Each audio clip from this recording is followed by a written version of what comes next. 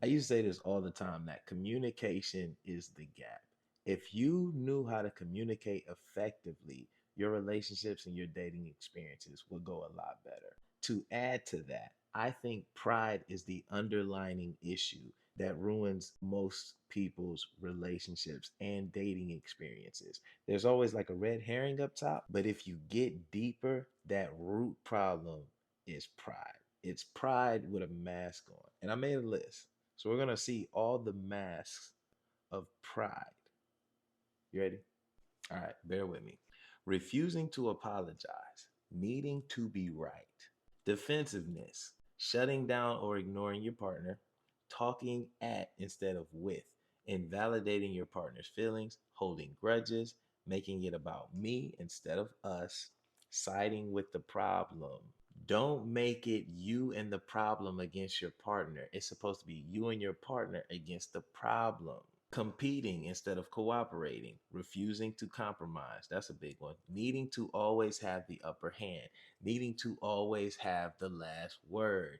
Devaluing your partner's input, using sarcasm or being condescending, masking insecurity with arrogance, not admitting mistakes, blaming instead of self reflection, rejecting help or advice, needing control, refusing vulnerability, growing emotionally distant, making your partner feel unseen or unwanted, creating resentment, losing empathy or not having empathy at all, the lack of empathy, withholding affection or attention, turning intimacy into leverage, slowly losing your trust, emotional burnout, isolation, breakup or divorce, regret.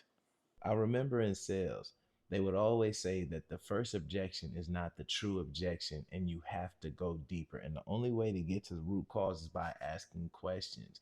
And the only way to get to the root cause to ask the questions is by first getting over yourself. But here's the thing, selflessness is not the opposite of pride, because then you could lose yourself chasing somebody. But we'll talk about that in a different video. We believe that our pride and our ego protect us, when in reality, it just pushes everyone that we care about the most away. And we can't understand that because it's hard for us to get out of our own way because we've been stuck like that and we've been conditioned to believe that. And biblically, we're warned about it, but y'all don't read your Bibles. Identify the mass of pride and understand it shows up in different ways in your life. Learn how to combat that. And we'll talk about that in a different video. So, hope that helps.